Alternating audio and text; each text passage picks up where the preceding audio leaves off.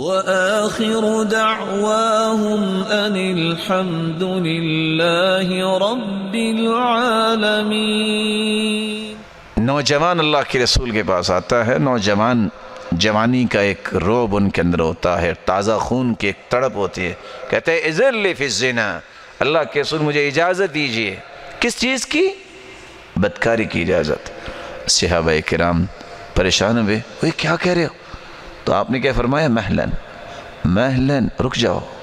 بھی کوئی ہاسپٹل میں مریض آ جائے تو اس کو پھر غصہ کرتے ہیں، وہ تو بیمار ہے۔ کبھی آپ نے دیکھا ہے کہ اگر دوائی جو ہے وہ مریض نہ کھائے تو اس کو پھر زہر کا ٹیکہ کوئی لگا دے، کوئی انجیکشن لگا دیتا ہے ڈاکٹر؟ کبھی کرتا ہے ایسا؟ دائی ڈاکٹر ہوتا ہے، مبلغ اور پریچر ڈاکٹر ہوتا ہے، اتنی دوائی دیتا ہے جتنی ضرورت ہے، اور ڈائیگنوز کرنے کے بعد دیتا ہے۔ وہ بادشاہ قسم کے ڈاکٹر نہیں ہوتا۔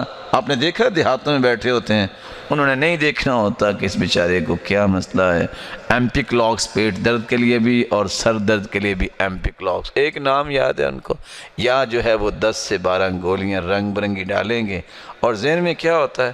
کوئی تو اثر کرے گی نا آخر۔ تو آپ کو پتہ ہی جیسا پھر اثر ہوتا ہے۔ اللہ کے رسول صلی اللہ علیہ وسلم نے جب یہ ماجرہ دیکھا تو آپ نے بالکل پریشانی کا اظہار نہیں کیا۔ اور آپ کو پتہ ہے کچھ مریض ایمرجنسی کے ہوتے ہیں، کچھ مریض جو ہیں وہ عام وارڈ میں ہوتے ہیں، کوئی آئی سی یو میں لے جانے والے ہوتے ہیں، اور کسی کی آپ کو پتہ ملاقات ہی بند ہو جاتی ہے کہ بس یہ منوم ہے، اس کو نہ چھیڑو۔ اللہ کے رسول صلی اللہ علیہ وسلم نے ایک اور بات سمجھائی جو میں اور آپ نہیں سمجھتے۔ مریض بسا اوقات تڑپ رہا ہوتا ہے، وہ ڈاکٹر کے پاس نہیں آ سکتا، ڈاکٹر کو بھاگ کے جانا پڑتا ہے۔ فَدَنَا مِنْهُ، اللہ کے رسول صلی اللہ علیہ وسلم اس کے قریب ہوئے، وہ نہیں آیا۔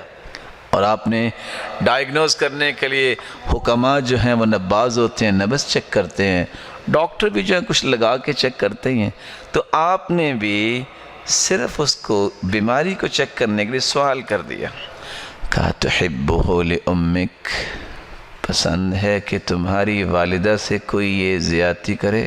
جوان تھا نا، کہتا لا واللہ، نہیں اللہ کی قسم۔ کہا وَلَلنَّاسُ يُحِبُّونَ لِأُمَّهَاتِهِمْ، لوگ بھی پسند نہیں کرتے کہ ان کی والدہ سے زیادتی ہو، کوئی کسی کی ماں ہوگی یا ماں بننے والی ہوگی۔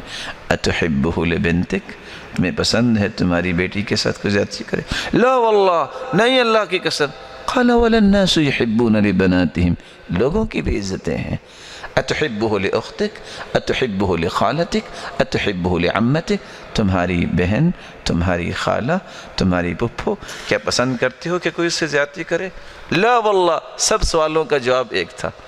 یہی وہ ڈائیگنوز کرنے کا انداز تھا، ساتھ ہی سوالوں کے جواب تو نہیں دے سکا اور جھک گیا سر۔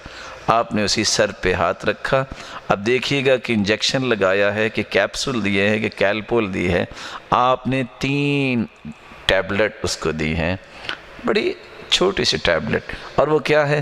اللہم اغفر ذنبہ، اللہ اس کے گناہوں کو معاف کر دے۔ اللہم طہر قلبہ، اللہ اس کے دل کو پاک کر دے۔ اللہم حصن فرجہ، اے اللہ اس کو پاک دامن بنا دے۔ مسند احمد کی روایت ہے، فَلَمْ يَلْتَفِتْ بَعْدَ ذَلِكَ إِلَى شَيْءٍ، پوری زندگی پر اس نوجوان نے کسی کی طرف آنکھ نہیں اٹھائی۔